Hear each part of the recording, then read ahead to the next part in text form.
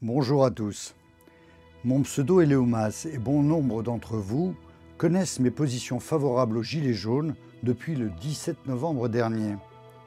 Je voudrais faire aujourd'hui quelques remarques sur les événements récents qui m'ont interpellé.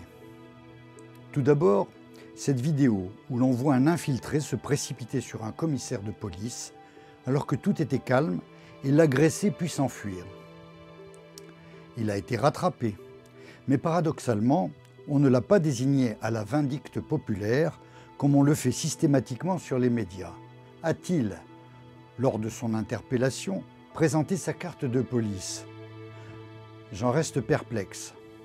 En tout cas, le service d'ordre des Gilets jaunes n'a pas été à la hauteur, car il aurait fallu que ce soit les Gilets jaunes qui bloquent cet individu avant qu'il ne foute la merde.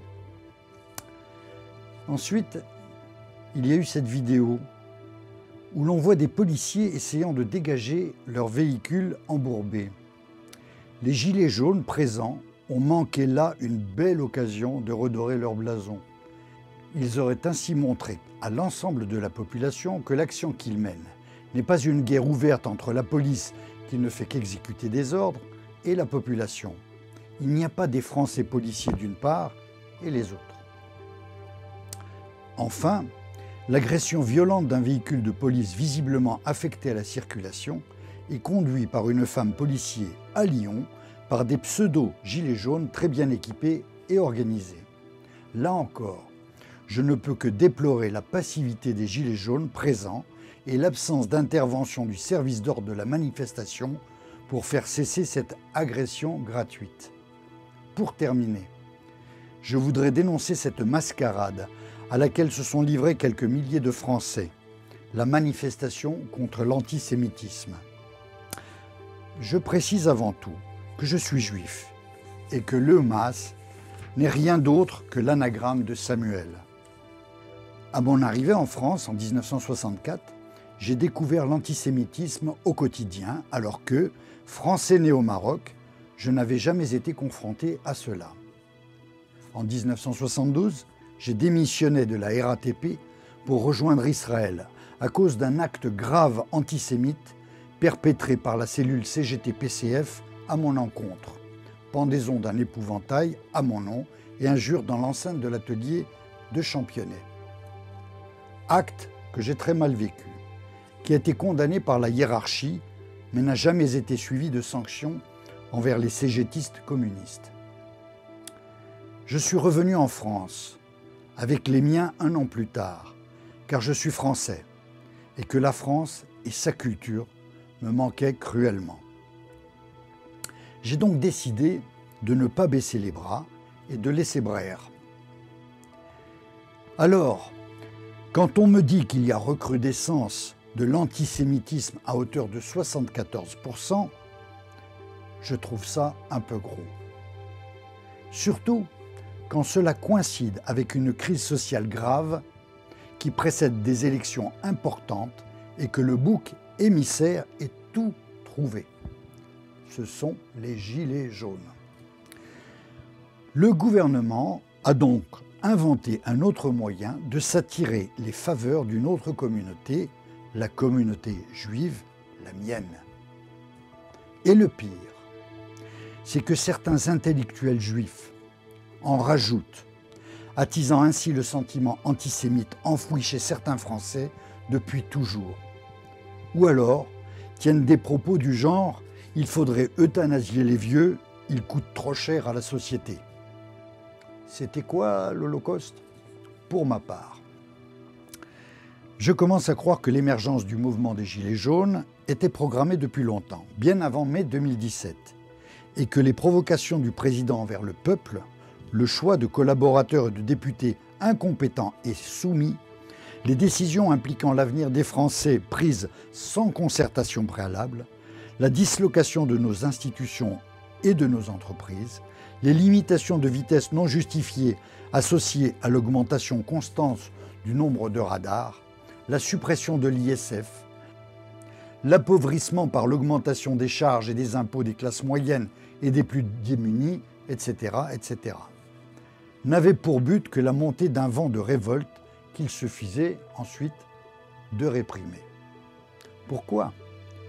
Tout simplement pour faire admettre par les citoyens sous Prozac qu'il faut légitimer un régime fort, voire dictatorial, et confier tous les pouvoirs à l'homme providentiel qui prétend pouvoir tout changer parce qu'il est le seul à tout savoir.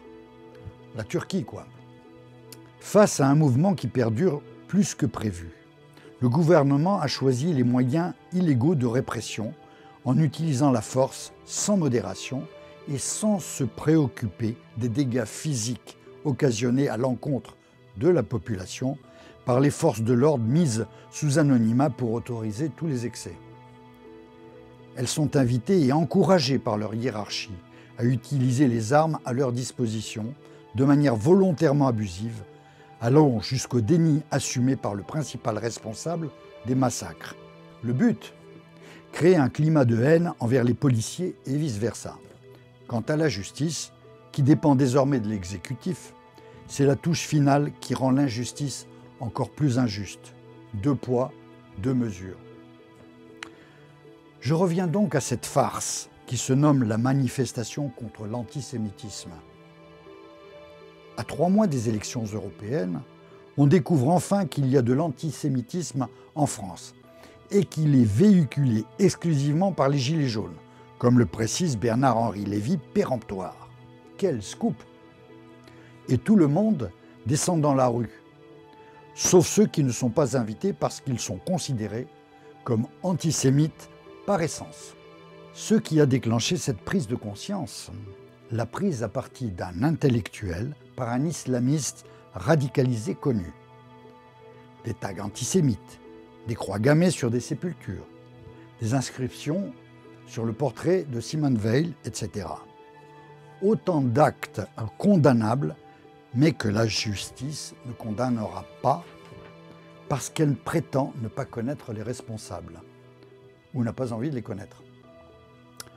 Celui qui voulait réhabiliter Pétain, il y a peu de temps, n'y participe pas. Par contre, le PCF y est invité et bien d'autres. Parmi les invités, je n'ai pas non plus remarqué la présence des instances religieuses musulmanes ou autres, excepté juives. J'aurais tant aimé disposer d'un scanner détecteur d'antisémites pour compter le nombre d'entre eux qui étaient à la manifestation. Je suis sûr que nous aurions eu de sacrées surprises. Pour la détection des vrais cons, c'est inutile. Le système serait trop difficile à mettre au point. Et, de toute façon, on les voit venir de loin. D'ailleurs, peut-être me voyez-vous venir. Dites-vous bien qu'après les élections, tout redeviendra comme avant, ou pire, et que l'on oubliera l'antisémitisme qui aujourd'hui met notre communauté sur le devant de la scène. Rappelez-vous qu'à l'Assemblée nationale même, un membre du gouvernement, interpellé par un député, a voulu faire la distinction entre l'antisémitisme et l'antisionisme, comme pour justifier certains propos haineux entendus dans les manifestations. Cela en dit long sur la façon de penser de ces élus. La disparition d'Israël, oui. L'antisémitisme, non. Il est vrai qu'Israël n'achète pas d'armes à la France, mais devinez qui sont les meilleurs clients en matière d'armement. Alors non, les Gilets jaunes ne sont pas antisémites.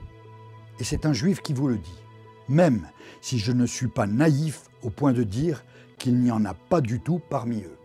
Merci de votre attention.